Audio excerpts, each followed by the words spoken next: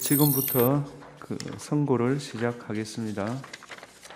2024 헌나 2호 감사원장 탄핵 청구인 국회 피청구인 감사원장 체제해. 이 사건은 피청구인이 직무집행에 있어 헌법이나 법률을 위반했는지 여부, 파면 결정을 선고할 것인지 여부에 관한 것입니다. 먼저 주문을 선고하고 법정 의견의 요지는 김영두 재판관께서, 재판관 이미선, 정정미, 정계선의 별개 의견의 요지는 정정미 재판관께서 설명하겠습니다. 탄핵 사건이므로 선고 시각을 확인하겠습니다. 지금 시각은 주문, 이 사건 심판 청구를 기각한다. 법정 의견의 요지를 말씀드리겠습니다.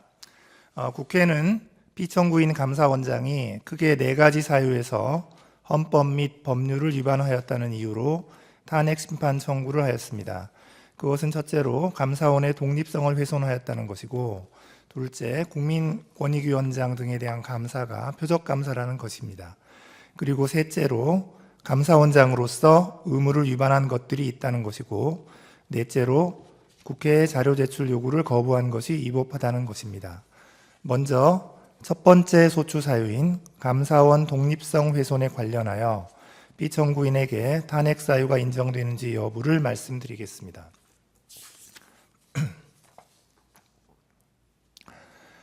먼저 피청구인이 국회 법제사법위원회 전체 회의 및 국정감사에서 감사원이 대통령의 국정 운영을 지원하고 있다는 취지로 발언한 것이 감사원의 독립성을 훼손하였는지 여부를 보겠습니다. 위 발언의 전체적인 내용, 통상적 의미와 용법, 문맥과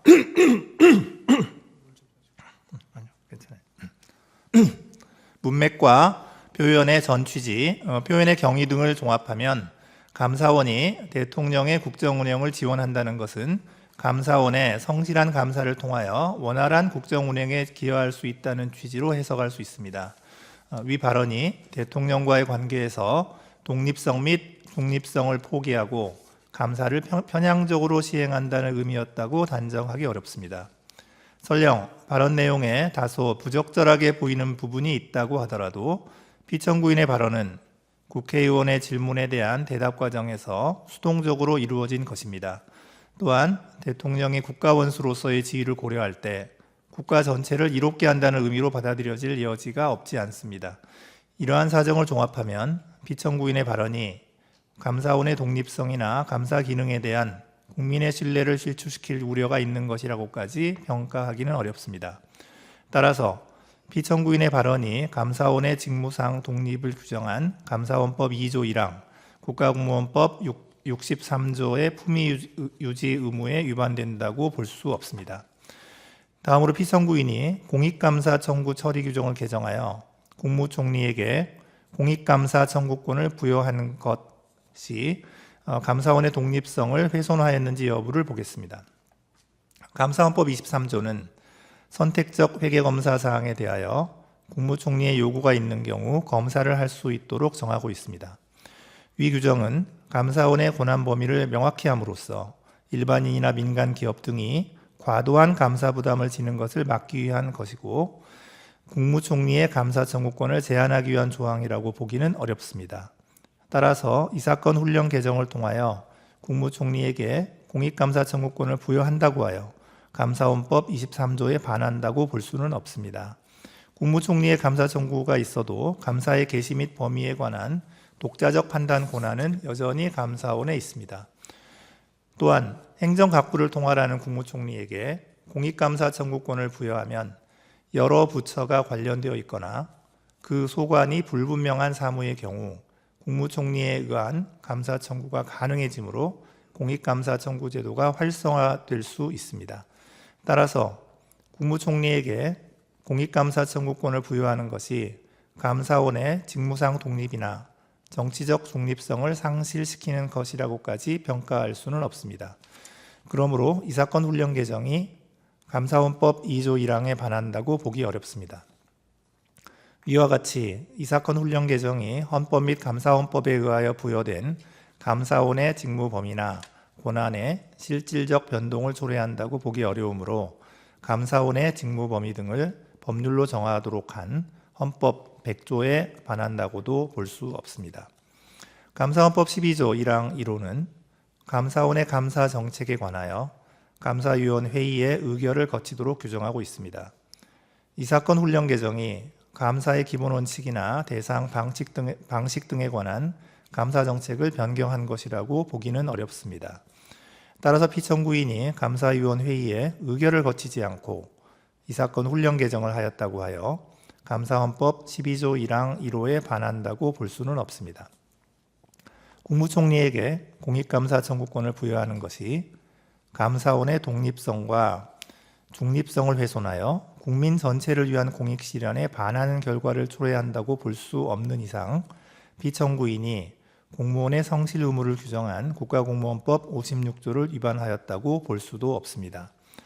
마지막으로 기록상 피청구인이 이 사건 훈령 개정 과정에서 자신의 직무 권한에 속하는 사항에 관하여 그 권한을 위법 또는 부당하게 행사하였다는 사정이 확인되지도 않으므로 형법 123조를 위반하였다고 볼 수도 없습니다.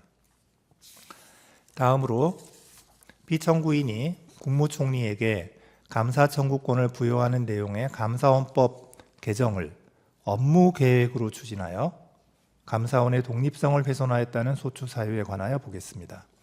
기록에 의하면 피청구인이 감사원장에 취임한 이후 수립된 2022년, 2023년 업무 계획에는 위와 같은 내용이 포함되어 있지 아니합니다.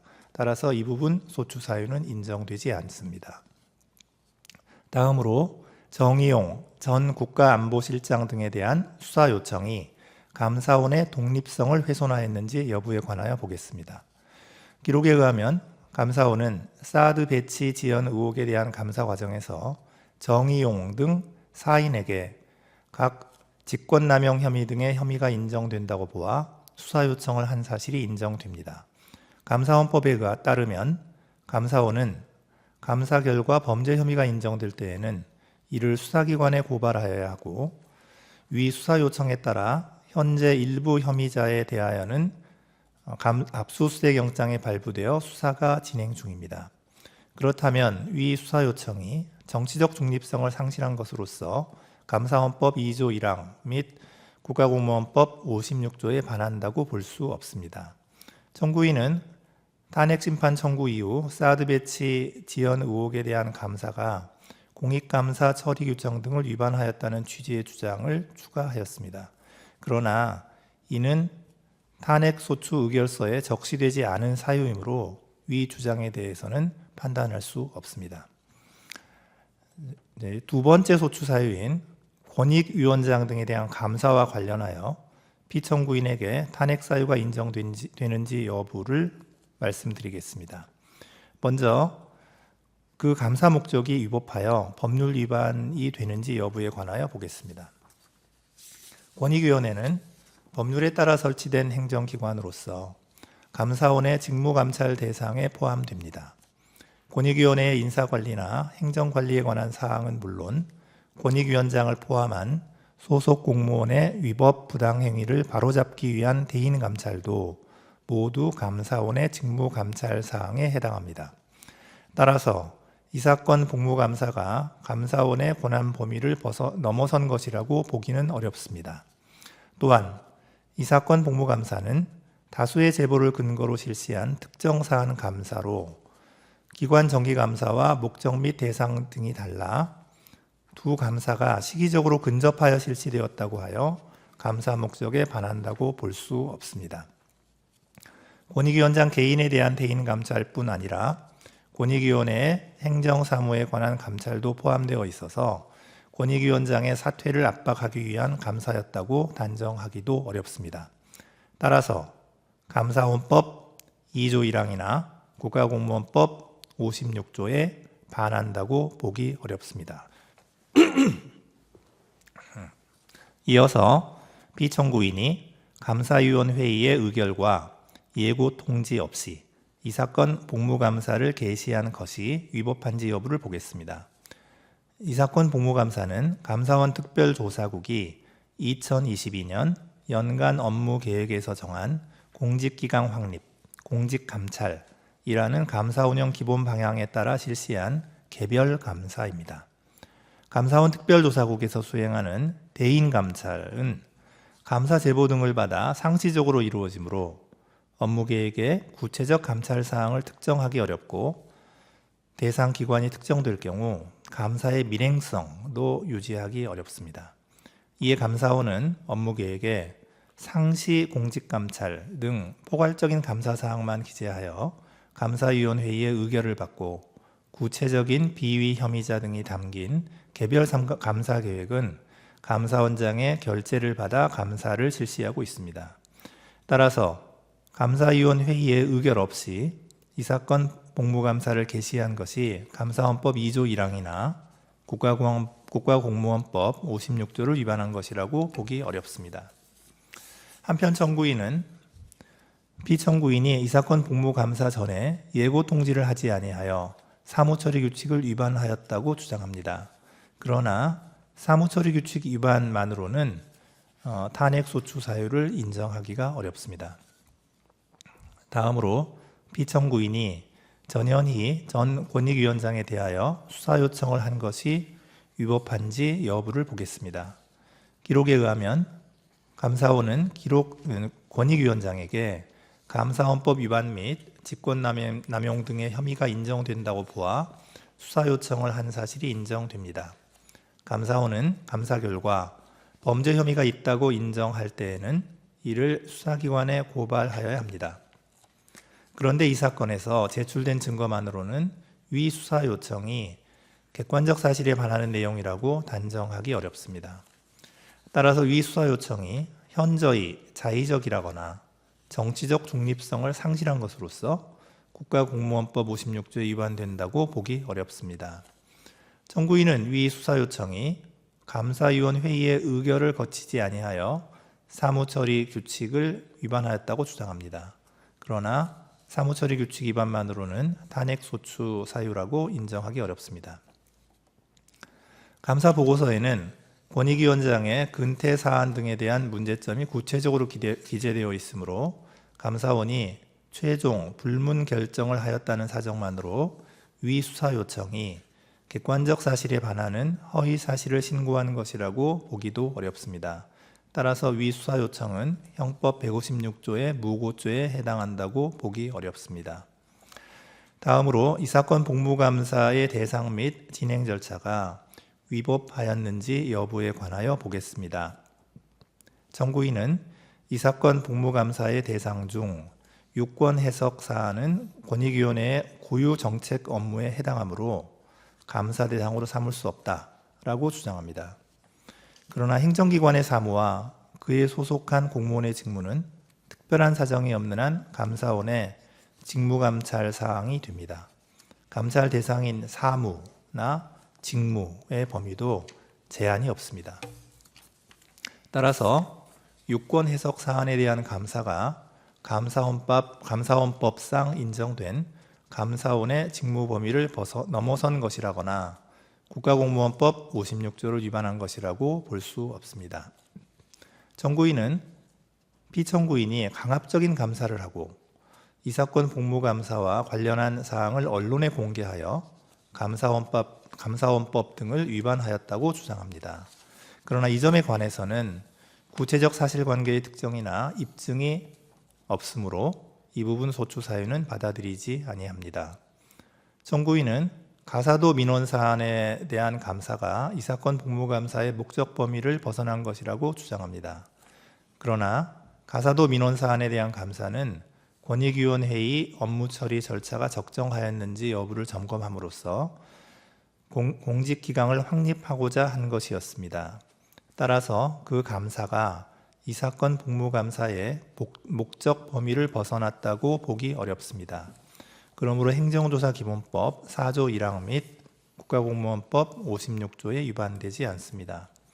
다음으로 이 사건 복무감사에 관한 감사보고서를 시행하는 과정에서 피청구인이 전산부서로 하여금 주심위원회 열람이 없이 감사보고서의 시행이 가능하도록 전자문서 시스템을 변경하게 한 행위가 위법한지 여부에 관하여 보겠습니다. 감사원 훈령인 감사사무 등 처리에 관한 규정에 따르면 감사위원 회의에서 감사 결과 처리안을 변경하여 시행하도록 의결된 때에는 주심위원회 열람을 받아 감사 결과를 시행하도록 되어 있습니다.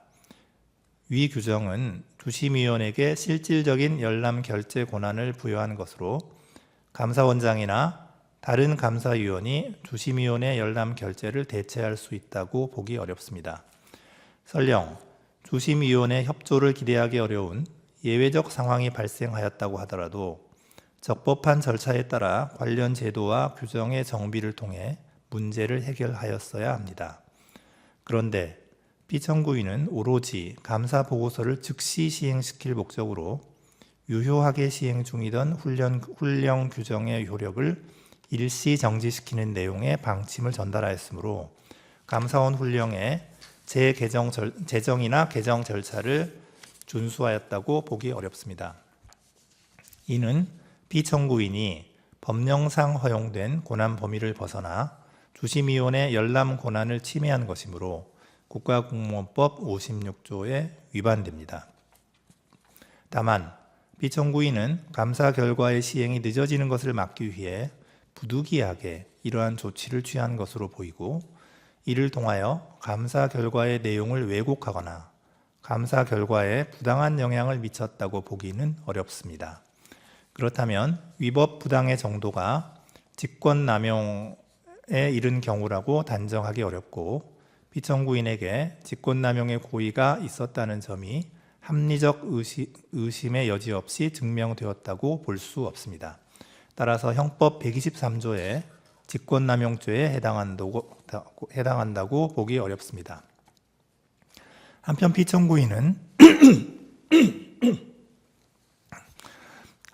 피청구인은 전자문서 시스템 구조 자체를 변경한 것일 뿐 여전히 주심위원회 열람은 결재 요청 상태에 머물러 있고 결재일도 공란으로 표시되어 있습니다. 따라서 피청구인이 허위 정보를 입력한 것이라고는 보기 어려우므로 형법 227조의 2 공전자 기록 위작 변작죄에도 해당하지 않습니다. 이제 다음으로 세 번째 소추 사유, 감사원장으로서의 의무를 위반한 것들이 상당히 있다는 점과 관련해서 피청구인에게 탄핵 사유가 인정되는지 여부를 말씀드리겠습니다. 먼저 대통령실 관저 이전 감사와 관련하여 법률 위반이 있었는지 여부를 보겠습니다. 청구인은 피청구인이 감사 보고서에 국민감사청구심사위원회가 대통령실 관저 이전 결정 과정의 타당성에 관한 사항은 이 사건 감사 범위에서 제외하는 것으로 의결하였다라는 허위의 사실을 기재함으로써 허위 공문서를 작성하였다고 주장합니다. 그러나 감사 청구서 등의 기재 내용, 국민감사청구심사위원회의 심사 내용, 관련 법령이 정한 국민감사 청구의 대상 및 감사원의 직무감찰 범위 등을 종합적으로 고려하면 참여연대의 감사 청구 사항 중 대통령실 관저 이전 의사결정 과정의 직권남용 등 부패 행위 및 불법 여부에 관하여 실시하기로 한 감사의 내용은 대통령실 관저 이전 결정 과정에서 관련 법령이 정한 절차를 준수하지 아니한 법령 위반 행위가 있었는지 여부라고 보는 것이 타당합니다. 결정의 타당성이나 당부에 관한 사항은 감사의 범위에 속한다고 보기 어렵습니다. 따라서 감사 보고서에 기재된 내용이 허위라고 보기는 어렵습니다. 청구인은 피청구인이 불성실한 감사를 하였다고 주장합니다. 감사원은 대통령실 관저 이전 결정 과정에서 관련 법령이 정한 절차를 준수하였는지 여부에 관한 감사를 실시하였고 부실 감사라고 볼 만한 다른 사정은 보이지 않습니다.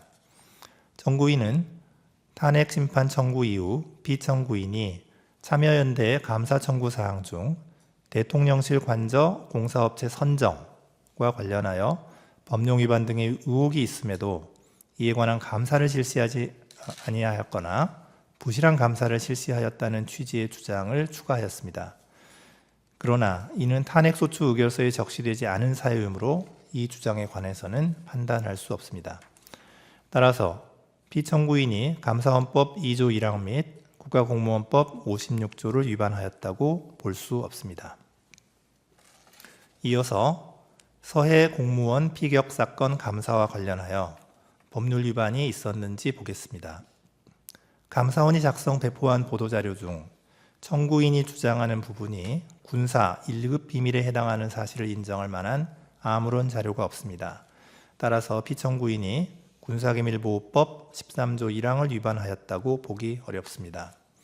청구인은 탄핵심판 청구 이후 서해공무원 피격 사건 감사 자체가 감사위원회의의 의결을 거치지 않아 위법하다거나 위 보도자료 배포 행위가 감사 결과 공개에 관한 감사원 법령 등에 위반된다는 취지의 주장을 추가하였습니다.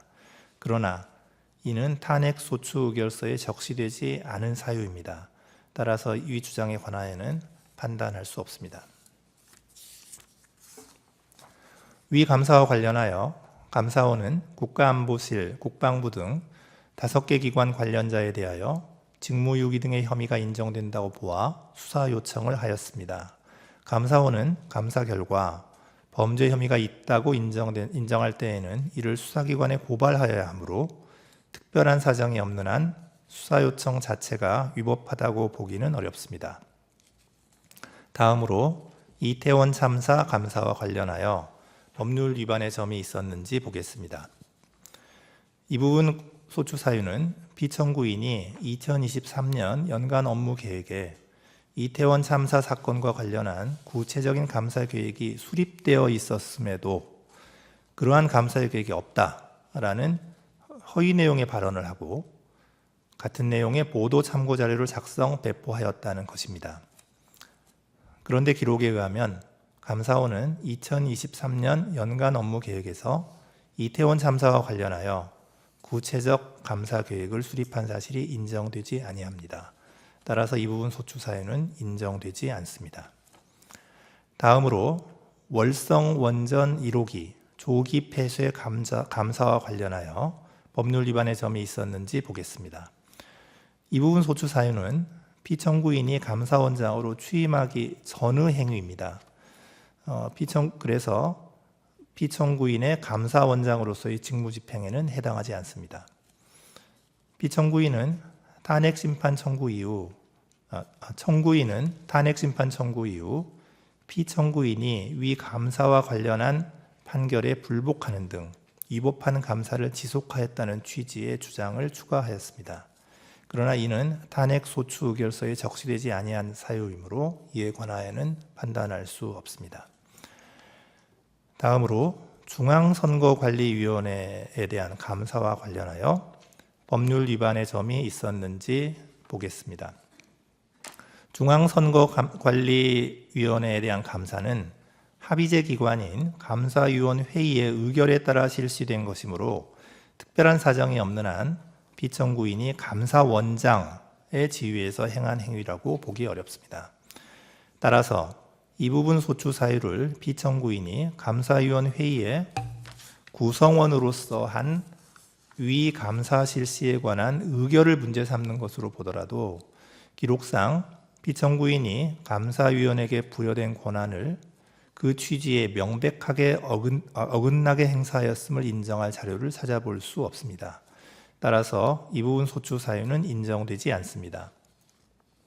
네 번째 소추 사유인 피청구인이 국회 법제사법위원회의 서류 제출 요구에 응하지 않고 현장 검증 당시 기록의 열람을 거부한 행위가 위법한지 여부에 관하여 보겠습니다. 먼저 법제사법위원회의 서류 제출 요구에 관하여 보겠습니다. 법제사법위원회의 2024년 9월 25일자 의결에 따라 이루어진 서류 등의 제출 요구는 제출 요구일 하루 전인 2024년 10월 6일 감사원에 송달되었습니다.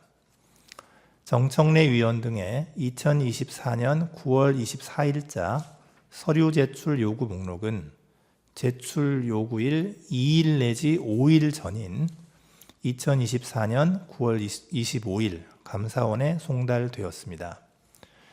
위원회 제적위원 3분의 1 이상의 요구로 이루어진 전현희, 이성윤 위원의 2024년 9월 30일자 서류 제출 요구 목록은 제출 요구일 2일 내지 3일 전인 2024년 9월 30일 감사원에 송달되었습니다. 따라서 위 서류 제출 요구들은 서류 제출 요구가 늦어도 제출 요구일 7일 전에 송달되어야 한다라는 국회에서의 증언 감정 등에 관한 법률이 정한 절차를 준수하였다고 보기 어렵습니다. 그렇다면 적법한 절차에 따라 서류 제출 요구가 있었다고 보기 어려우므로 피청구인의 서류 제출 거부 행위는 국회 증언 감정법에 위반된다고 볼 수 없습니다. 다음으로 현장 검증에 관하여 보겠습니다. 이 사건 현장 검증 실시 통보서는 국회 증언 감정법이 정한 절차를 준수하여 송달되었습니다.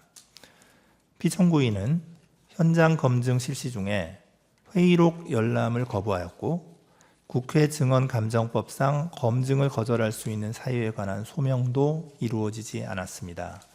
따라서 이러한 열람 거부 행위는 국회 증언 감정법 10조 4항 및 4조 1항에 위반됩니다. 다만 감사원은 감사원의 직무상 독립성을 저해할 우려가 있어서 감사위원회의 회의록을 제출할 수가 없다라는 취지의 답변서를 제출하였습니다. 이에 비추어 보면 감사원장인 피청구인이 구체적으로 직무를 수행해야 할 자기 의무가 있는데도 이를 저버린다고 인식하고 의무를 이행하지 않은 것으로까지 보기는 어렵습니다. 따라서 위 열람 거부 행위 등이 형법 122조 직무유기죄에 해당한다고는 볼 수 없습니다. 피청구인이 감사원장으로서의 권한을 남용하여 감사원 소속 공무원으로 하여금 국회에 서류 제출 요구 등을 거부하도록 지시하였다는 점은 이를 입증할 만한 자료가 없습니다. 따라서 형법 123조에 직권남용죄가 성립한다고 보기 어렵습니다.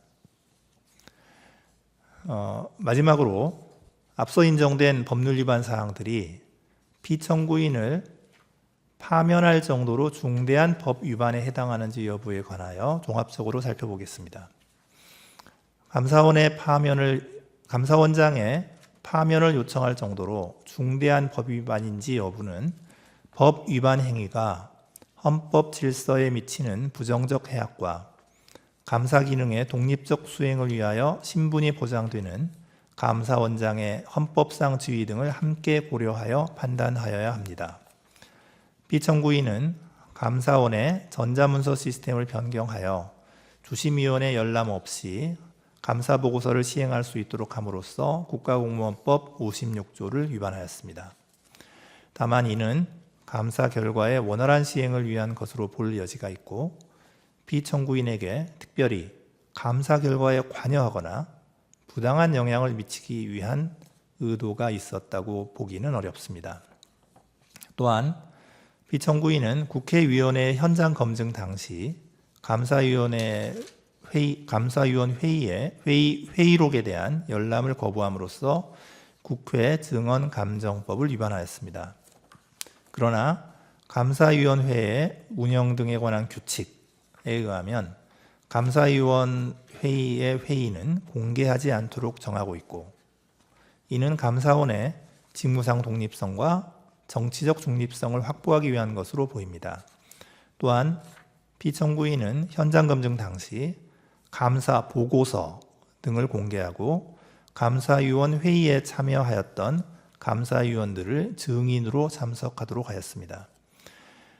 이러한 점을 고려하면 피청구인이 법질서를 무시하거나 이에 역행하고자 하는 적극적인 의도로 법률을 위반하였다고 보기는 어렵습니다. 그렇다면 피청구인의 법 위반이 헌법 질서에 미치는 부정적 영향이나 해악의 정도가 중대하여 피청구인에게 간접적으로 부여된 국민의 신임을 박탈하여야 할 정도에까지 이르렀다고 단정하기 어렵습니다. 따라서 피청구인의 파면을 정당화하는 사유가 존재한다고 볼 수 없습니다. 이상입니다. 재판관 이미선, 재판관 정정미, 재판관 정계선의 별개 의견의 요지를 말씀드리겠습니다. 이 사건 심판 청구가 기각되어야 한다는 결론에 있어서는 법정 의견에 동의하나 피청구인이 전자문서 시스템을 변경한 행위, 국회위원회의 현장 검증 시 회의록 열람을 거부한 행위에 더하여 이 사건 훈령 개정으로 국무총리에게 감사 청구권을 부여한 행위 역시 감사원의 독립성과 중립성을 훼손하는 것으로서 헌법 및 감사원법 등에 위반된다고 봅니다. 먼저 이 사건 훈령 개정이 감사원법 2조 1항 및 23조를 위반하였다는 점에 대해서 보겠습니다.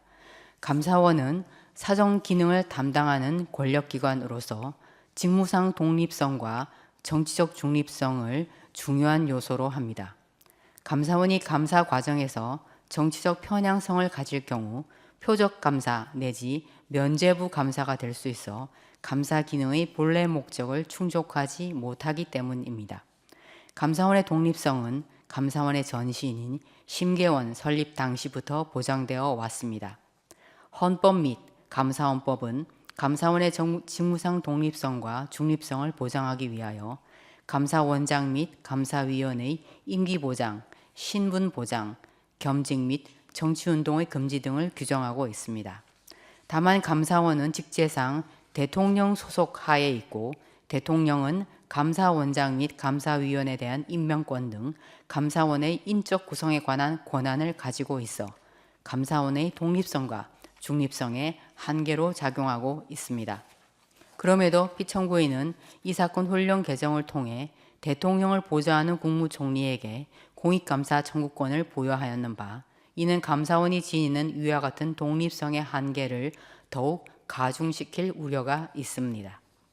국무총리는 대통령을 보좌하는 행정부의 2인자로서 국정 전반에 관하여 대통령의 명을 받아 포괄적이고 종합적으로 행정 각부를 통할할 권한을 가지고 있습니다.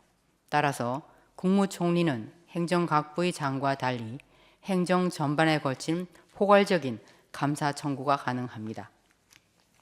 공익감사 청구 처리 규정에 의하면 감사원이 감사 개시 여부를 독자적으로 판단하여 결정하도록 하고 있으나 위와 같은 국무총리의 지위와 영향력을 고려하면 사실상 국무총리의 감사 청구가 있음에도 감사원이 감사 개시를 하지 않을 가능성은 기대하기 어렵습니다.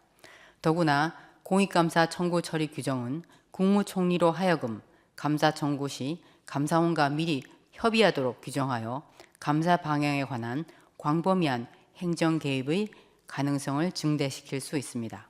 따라서 이 사건 훈령 개정은 감사원의 독립성과 중립성을 훼손하는 것으로서 감사원법 2조 1항에 위반됩니다.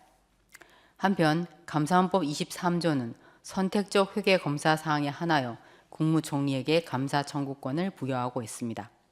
국무총리의 앞서 본 지위와 영향력, 헌법과 법률이 감사원의 독립성과 중립성을 보장하고 있는 취지 등을 고려할 때 감사원법 23조에 규정된 국무총리의 감사 청구권은 위 조항에 규정된 선택적 회계 검사 사항에 한하여만 제한적으로 인정된다고 해석함이 타당합니다. 따라서 이 사건 훈령 개정은 선택적 회계 검사 사항에 한하여 국무총리에게 감사 청구권을 부여한 감사원법 23조에도 위반됩니다.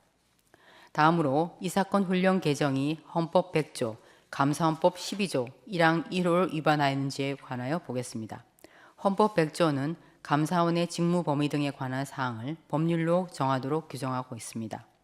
국무총리의 감사 청구가 감사원의 기능 및 독립성에 미칠 부정적 영향을 고려할 때 국무총리에 대한 공익감사 청구권 부여는 감사원의 직무 범위에 관한 실질적 변경을 초래할 수 있으므로 이는 법률 개정을 통하여 이루어져야 합니다.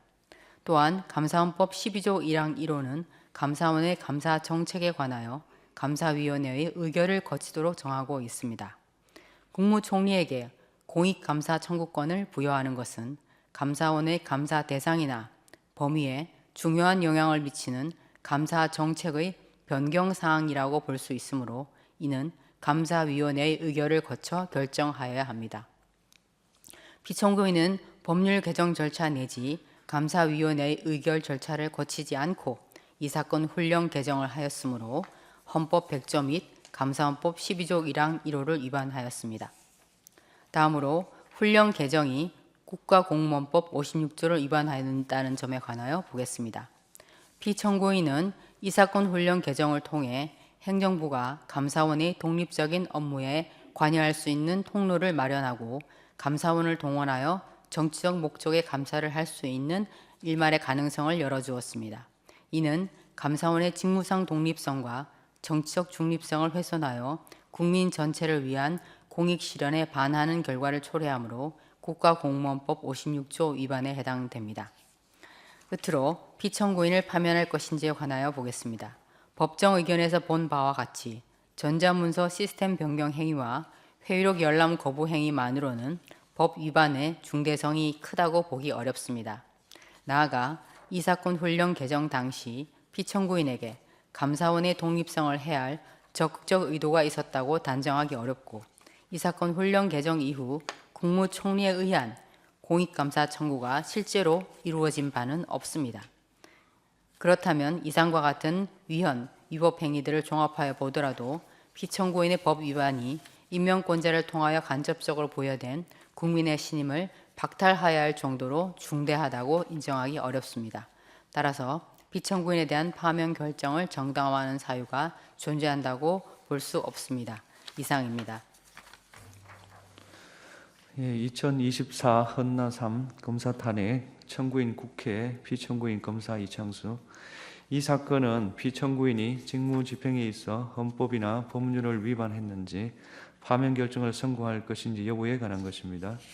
이 사건은 국회의 탄핵소추안 의결 과정에서 필요한 법정 절차가 준수되었고 이 사건 탄핵소추의 주요한 목적은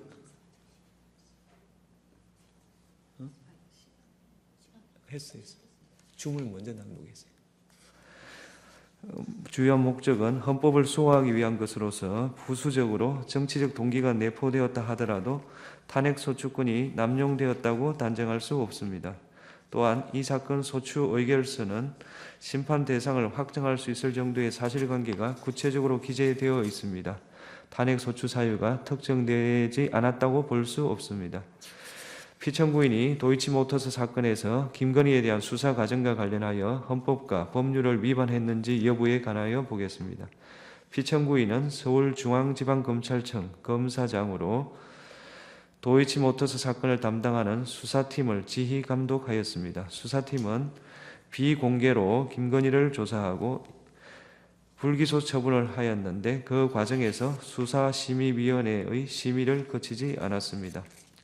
검사와 사법경찰 간의 상호협력과 일반적 수사 준칙에 관한 규정, 인권보호 수사 규칙 등에 따르면 수사관서에 출석하여 조사받는 것이 현재의 곤란한 사정이 있으면 다른 장소에서의 조사를 고려할 수 있습니다. 현직 대통령의 배우자를 소환하여 조사하는 데 따르는 경호상 어려움, 유사한 전례에 비추어 볼 때 대통령 경호처 부속 청사에서 피의자 조사를 한 것이 부당하게 편의를 제공하여 수사에 관한 재량을 남용한 것이라고 단정할 수 없습니다. 수사심의위원회를 통한 의견 청취는 임의적 절차로 소집 요청은 지방검찰청 검사장의 소집 여부는 검찰총장의 재량사항입니다. 불기소 처분 당시 검찰총장의 수사권이 배제되어 있어 피청구인은 수사의 공정성에 대한 다른 논란을 일으킬 여지가 있으므로 소집 요청을 하지 않았다고 주장하는 바 피청구인이 소집 요청을 하지 않은 것이 재량을 남용했다고 할 수 없습니다. 도이치모터스 사건의 수사 과정, 주범, 공범에 대한 형사재판에서 김건희 명의의 정권 계좌들이 주범들의 시세 조정 범행에 활용된 사실은 확인되었습니다. 따라서 김건희에게 공동 가공의 의사가 있었는지 정범이 시세 조종 행위를 한다는 사실을 인식하였는지 여부를 확인하기 위해 김건희의 문자나 메신저 내용, PC 기록 등을 확보할 필요가 있었음에도 불구하고 피청구인이 위와 같은 증거를 수집하기 위해 적절히 수사를 지휘 감독하였는지 다소 의문이 있습니다. 다만 피청구인은 수사가 시작된 뒤 4년이 지나고 시세 조정 사실이 일어난 지 상당한 기간이 지난 뒤 수사에 관여하게 돼 추가 수사를 하여도 별다른 증거를 수집할 가능성이 없다고 판단하였을 수 있고, 이 사건 심판에서 청구인의 기록 인정등본 송부 촉탁 신청에 대해 서울고등검찰청에서 송부 불가 회신을 하여 추가 수사 필요성 여부를 판단할 수 있는 자료가 충분하지 않습니다. 피청구인이 수사를 지휘함에 재량을 남용하였다고 단정하기 어렵습니다. 피청구인이 불기소 처분 뒤 기자회견, 백브리핑에서의 발언, 보도 참고자료 배포, 국정감사 중 발언과 관련하여 헌법과 법률을 위반하였는지 여부를 보겠습니다. 피청구인은 기자회견, 백브리핑에 참석하지 않았고 당시 배포된 보도 참고 자료에는 이 사건 소추 의결서에서 지적하는 허위 사실이 기재되어 있지 않습니다. 피청구인은 국정감사에서 정청래 위원장이 도이치모터스 사건으로 피압수자를 김건희로 하는 압수수색 영장 청구는 안 한 것이 아니냐 취지로 질문하자 그렇다 취지로 답하였습니다. 피청구인이 이 사건 소추 의결서에 지적한 허위 사실, 영장 청구를 하였으나 기각되었다는 답변을 했다고 볼 수 없습니다. 피청구인이 당시 이 사건 수사팀이 코바나 컨텐츠 협찬 뇌물수수 의혹 사건, 도이치모터스 사건을 같이 수사했다고 발언한 것은 수사팀이 2020년 11월 5일 코바나 사건을 배당받았고 도이치모터스 사건은 코바나 사건에 관한 김건희의 휴대전화, PC 등을 대상으로 한 영장 청구 직후인 2020년 11월 25일 수사팀으로 재배당되었으므로 허위사실이라고 단정하기 어렵습니다.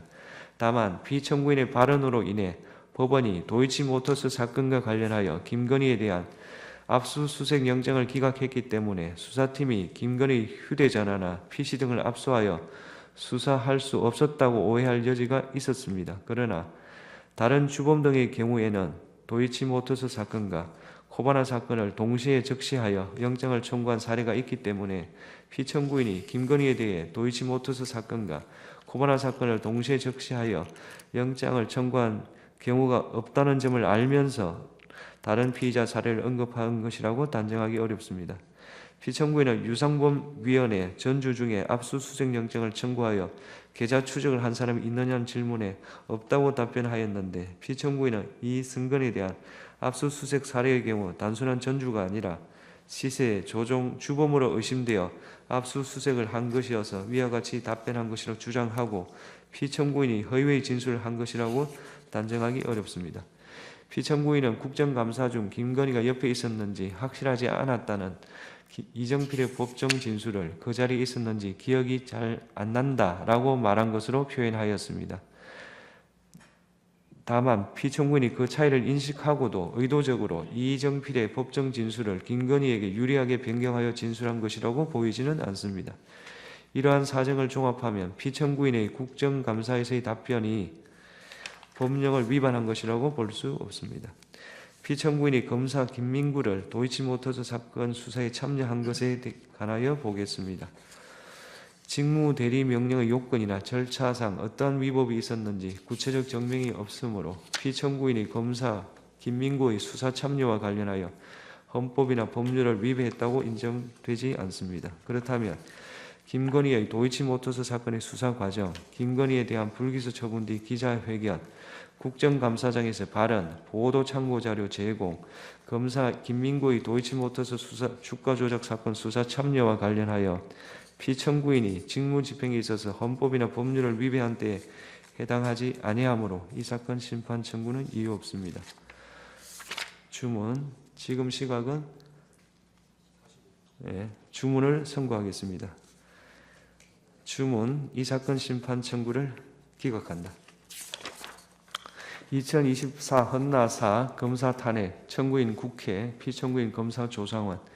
이 사건은 피청구인이 직무 집행에 있어서 헌법이나 법률을 위반했는지 여부, 파면 결정을 선고할 것인지 여부에 관한 것입니다. 이 사건은 앞서 2024 헌나 사무에서 본 것과 마찬가지로 탄핵소추안 의결 과정에서 필요한 법정 절차가 준수되었고 탄핵소추권이 남용되었다고 단정할 수 없으며 탄핵소추 사유가 특정되지 않았다고 볼 수 없습니다. 피청구인이 도이치모터스 주가 조작 사건에서 김건희에 대한 수사 과정과 관련하여 헌법과 법률을 위반하였는지 여부에 관하여 보겠습니다. 피청구인은 서울중앙지방검찰청 4차장 검사로서 김건희의 도이치모터스 주가 조작 사건을 담당하는 수사팀을 지휘 감독하였습니다.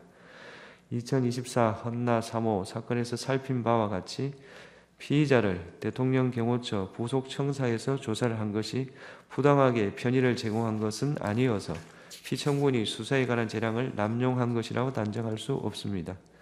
피청구인은 수사심의위원회 소집 요청이나 소집을 할 권한이 없으므로 수사심의위원회의 의견 청취를 거치지 않은 것이 피청구인의 재량 남용이라고 할 수 없습니다.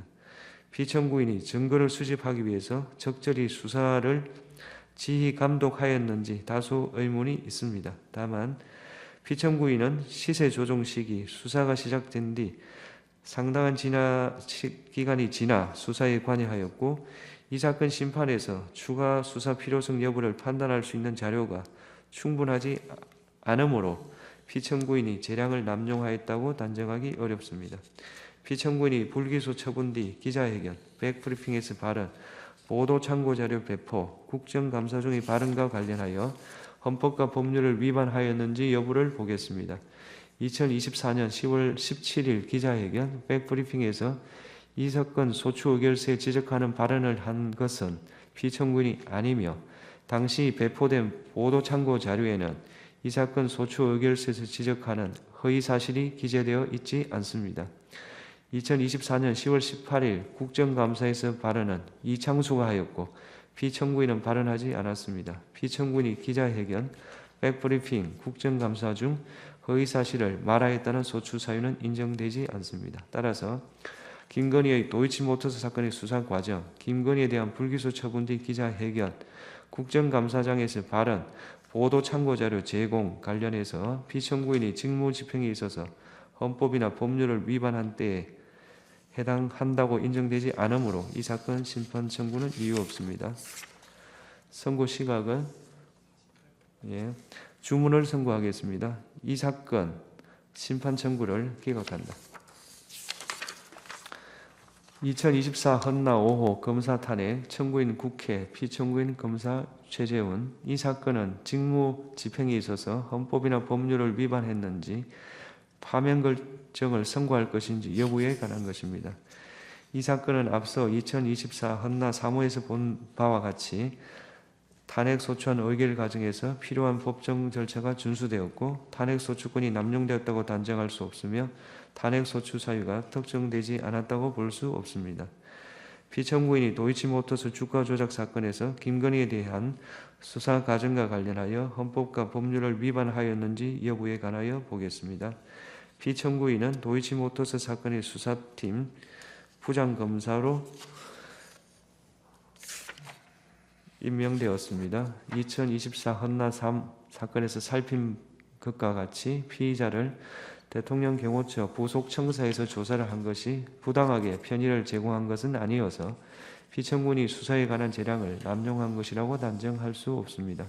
피청구인은 수사심의위원회 소집 요청이나 소집을 할 권한이 없습니다. 수사심의위원회 의견 청취를 거치지 않은 것은 피청구인이 재량을 남용한 것이라고 할 수 없습니다. 피청구인이 위와 같은 증거를 수집하기 위해 적절히 수사를 하였는지 다수 의문이 있습니다. 다만 피청구인은 시세 조정 시기 수사가 시작된 뒤 상당한 기간이 지나 수사에 관여하였고 이 사건 심판에서 추가 수사 필요성 여부를 판단할 수 있는 자료가 충분하지 않으므로 피청구인이 재량을 남용하였다고 단정하기 어렵습니다. 피청구인이 불기소 처분 뒤 기자회견, 백브리핑에서 발언, 보도 참고자료 배포, 국정감사 중 발언과 관련하여 헌법과 법률을 위반했는지 여부에 관해서 보겠습니다. 기자회견 및 백브리핑에서 피청구인은 기자들의 질문에 답하였습니다. 이 자리에서 배포된 보도 참고 자료에는 허위사실이 기재되어 있지 않으므로 보도 참고 자료 배포와 관련하여 형법상 허위 공문서 작성, 동행사죄에 해당한다고 볼 사정은 없습니다. 피청구인은 도이치모터스 사건에서 김건희의 휴대전화 등에 대한 영장 청구를 하였으나 기각되었다고 발언하였는데 이 영장은 코바나 사건에 관한 것입니다. 피청구인은 코바나 사건은 도이치모터스 사건의 수사를 무마하기 위한 것이었다고 의심하였고 영장에 이러한 취지가 기재되어 있었으며 피의자도 서로 겹치는 부분이 있었으므로 기자들에게 위와 같은 맥락을 설명하고자 한 것이라고 주장하고 군호소에 대한 압수수색 영장 등에는 실제로 코바나 사건과 도이치모터스 사건이 함께 피의사실로 기재된 경우가 있습니다. 피청구인은 장시간에 걸쳐 질의응답을 하는 과정에서 도이치모터스 사건과 코바나 사건을 연관지어 설명하다가 다소 모호하여 혼동을 초래하는 발언을 하였을 가능성이 있습니다. 영장 청구가 모두 피청구인이 수사팀으로 발령받기 전 일어난 것으로 피청구인이 실제 사실과 다른 부분이 있다는 것을 명확하게 인식하면서 발언하였다고 단정하기는 어렵습니다. 피청구인이 도이치모터스 사건과 코바나 사건을 동시에 수사하였다고 발언한 것은 수사팀이 두 사건을 모두 담당하였다는 점, 도이치모터스 사건의 고발 시기 등에 비추어 허위라고 보기 어렵습니다. 피청구인은 단순한 계좌주에 대해서는 압수수색 영장을 집행한 사례가 없다고 말하였습니다. 피청구인은 도이치모터스 사건 혐의로 압수수색 영장이 청구된 이 증거는 공동정범이라고 의심되었던 인물이어서 단순한 계좌주가 아니라고 해명하고 이와 달리 부실 수사를 숨기기 위하여 허위 답변을 하고자 한 것이라고 단정하기는 어렵습니다. 피청구인은 이정필이 법정에서 진술한 것을 과장하였습니다. 그런데 피청구인은 이정필의 수사 초기 진술과 법정 진술이 상이하여 다소 부정확한 설명을 하게 되었다는 취지로 해명하고 피청구인이 허위임을 인식하고 의도적으로 발언을 하였다고 인정할 증거가 부족하여 형법상 허위사실 유포에 의한 업무방해죄에 해당하기 어려우며 국가공무원법 56조, 63조를 위반한 것이라고 볼 수 없습니다. 한편 소추 사유 중 피청구인은 국정감사에 출석하지 않았습니다. 국정감사 중 허위사실을 말하였다는 소추 사유는 인정되지 않습니다. 따라서 김건희의 도이치모터스 사건의 수사 과정, 김건희에 대한 불기소 처분 뒤 기자회견, 국정감사장에서 발언, 보도참고 자료 제공과 관련하여 피청구인이 직무 집행에 있어서 헌법이나 법률을 위반한 때에 해당한다고 인정되지 않으므로 이 사건 심판 청구는 이유 없습니다. 선고 시각이 주문을 선고하겠습니다. 이 사건 심판 청구를 기각한다. 이상 선고를 마치겠습니다.